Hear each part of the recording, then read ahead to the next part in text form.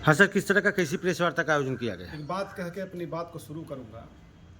तख्तेशाही की क़यादत होती नहीं तुमसे, भाईचारे की सियासत होती नहीं तुमसे, जो मैं कहता हूँ वो तुम सुन भी नहीं सकते, एक बेटी की हिफाजत हो सकती नहीं तुमसे।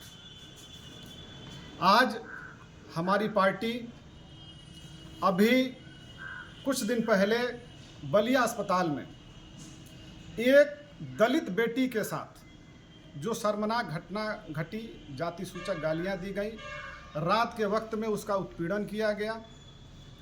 वो लड़की 5 दिन से अपनी आवाज़ को बुलंद करने का काम कर रही है, न्याय की गुहार लगाने का काम कर रही है, लेकिन उसकी पीड़ा सुनने वाला कोई नहीं है, उसे इंसाफ देने वाला कोई नहीं। मैं मुख्यमंत्री जी से एक सवाल पूछना चाहता हूँ।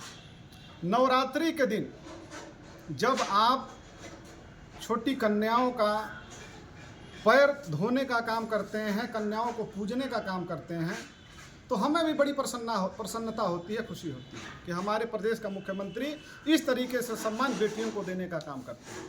लेकिन वही बेटी जब बड़ी होकर देश और प्रदेश की सेवा करने का काम करती है, तो उसके साथ अत्याचारी और गुंडे और माफिया जाकर उसका शोषण करने का काम करते हैं, उससे जाति सूचक गाली देने का काम करते हैं, अपमान करने का काम करते हैं।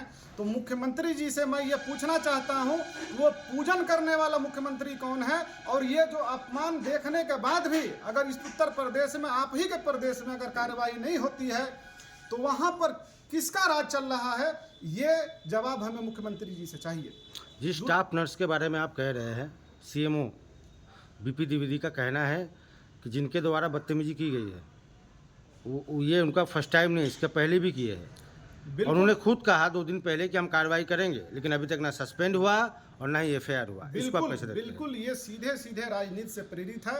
कहीं ना कहीं यहाँ के जो मजबूत सियासत के लोग हैं वो उसको प्रश्रय देने का काम कर रहे हैं। मैं ये पूछना चाहता हूँ कि जब हम लोग सीएमए साहब से मिले, उस लड़की ने अपने पति को बुलवाने का काम किया, उसके पति से उनसे हमारी वार्ता हुई कि इस तरीके से हमारी बात को हमसे वादा करने के बाद भी कि उसको सस्पेंड किया जाएगा, उसको जो है जेल में डाला जाएगा, उस पर एफआईआर दर्ज होगी। अभी तक कोई कार्रवाई नहीं हुई। तो ये सवाल उठता है इस सरकार पर कि आखिर इंसाफ कौन करेगा? जिम्मेदारी में आप हैं, शासन में आप हैं, जिम्मेदार आप हैं, तो जवाब आप ही को देना पड़ेगा। अगर 2-4 दिन के अंदर एफआईआर दर्ज नहीं हुआ, बड़ी कार्रवाई नहीं हुई, तो हमारी पार्टी और हमारे नेता बैरिस्टर असदुद्दीन ओवैसी साहब ने कह दिया है कि आप किसी भी गरीब, मजलूम, दलित, पिछड़े के लिए आप खड़े होने का काम करिए, लड़ने का काम करिए।